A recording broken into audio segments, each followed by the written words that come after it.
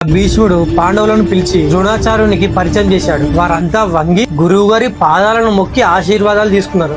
అప్పుడు ద్రోణాచార్యుడు శిష్యులంటే ఇలా ఉండాలి కదా అని అనుకున్నాడు.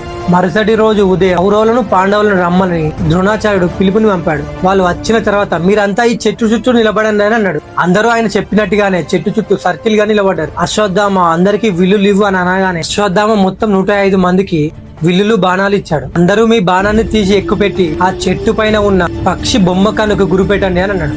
అందరూ ఆ పక్షి బొమ్మ వైపు గురిపెట్టారు. బాణం వదలమంటారా ఆచార్యాన్ని దుర్యోధనుడు అన్నాడు. నేను చెప్పేంత వరకు ఆ పక్షి గురిపెట్టే ఉన్నాను అని ద్రోణాచార్యుడు చెప్పి అక్కడి నుంచి వెళ్ళిపోయాడు. కొంత సమయం తర్వాత ద్రోణాచార్యుడు తిరిగి వచ్చాడు. వచ్చి చూసేసరికి కొంతమంది కౌరవులు బాణాలు పక్కకు పట్టేసి కబుర్లు చెప్పుకుంటూ నవ్వుకుంటూ కూర్చున్నారు. దుర్యోధనుడు హాయిగా విశ్రాంతిగా కూర్చొని ఉన్నాడు. నేనేం చెప్పాను మీరేం చేస్తున్నారని ద్రోణాచార్యుడు గట్టిగా అన్నాడు.